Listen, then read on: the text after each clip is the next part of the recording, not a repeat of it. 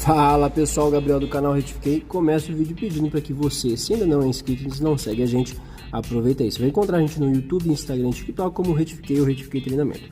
Galera, essa peça que vocês estão vendo na minha mão é uma peneira e a função dela é permitir que passe apenas óleo, tá? Lá para a polia hidráulica, né? Então ela vai reter ali qualquer tipo de sujeira e detrito que vai se acumulando ali por conta do atrito do motor.